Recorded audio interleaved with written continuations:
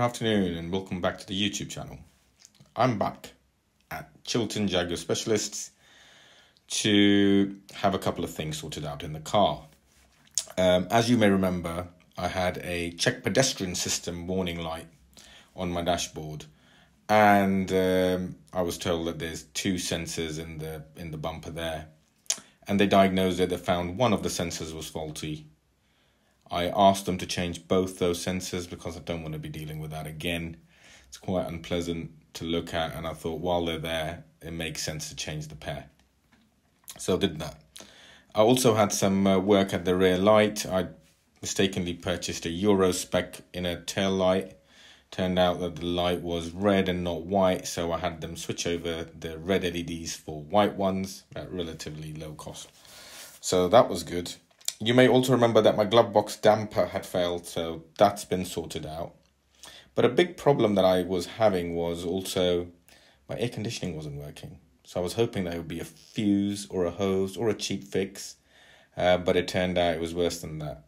And then you may remember this wing mirror, which didn't retract properly, and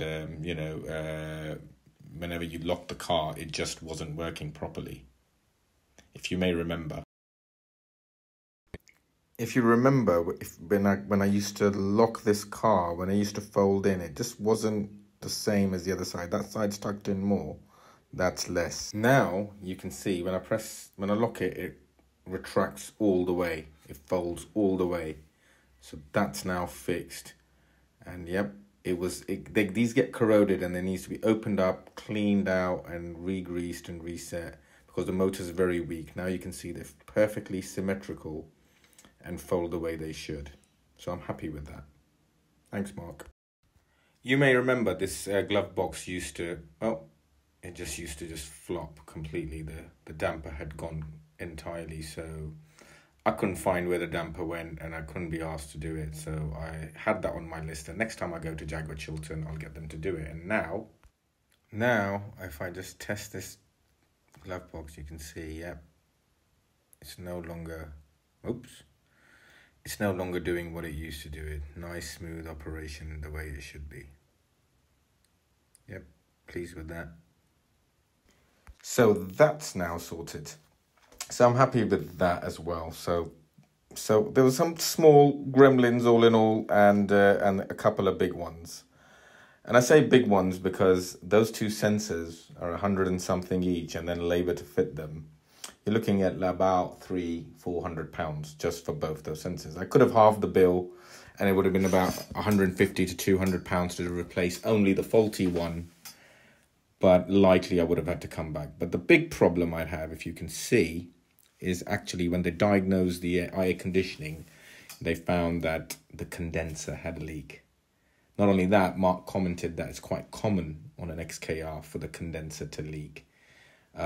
So when they dye tested it, they found that the condenser had a leak, and the air conditioning condenser had to be replaced, which is very unfortunate indeed, because the cost for fitting that OEM brand new condenser was £595 supplied and fitted. So if you're thinking nearly £400 for those two sensors, £595 for the condenser, I've saved a bit of money on labour. They combined the labour job for me because to get to the sensors, you have to remove the bumper, which you also have to do for getting access to the condenser. They were halfway there, so I saved a little bit on labour there. But yeah, that's what the bill looks like. So I've now spent £6,200 on the car. So I bought the car for $9,200. I've now spent $6,200 more on it. The car owes me £15,400. I understand that, $2,500 of that is bodywork that the car didn't really need. It was just me being me. Everything else I believe that the car needed, even the Michelin tires. I think they're an absolute necessity, how well they pair with the car. So I'm not going to count that into frivolous spending, but yeah, this was my total bill this time around, £1,093.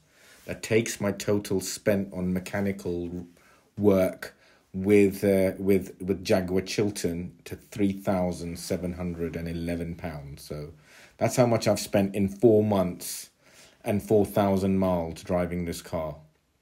So this car, not for the faint-hearted, not for the shallow-pocketed.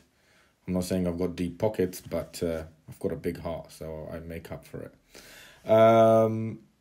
So yeah, let's start this car up, hopefully. Yep, no error messages. So nothing on the actual dash anymore. I used to get the check pedestrian system with a big angry red triangle blaring out at me, and I'd have to manually go into a menu system to clear the warning from this main system, which was annoying me. So yeah, let's check out the AC. I'm trying to get this camera to focus so you can see this wonderfully futuristic infotainment system.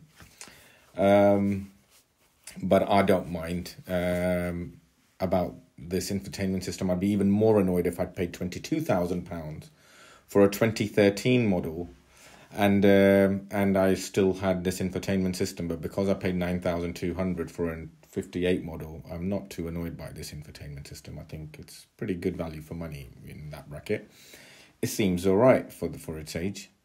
But yeah, I can feel the air conditioning coming on, and I've turned it on, and I can definitely tell that air is colder than fan air. So AC is definitely working.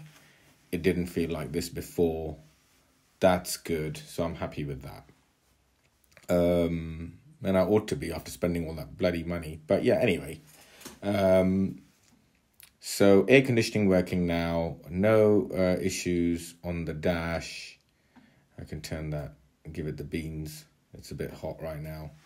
And yeah, no warnings on the dash. I've done 4,116 miles.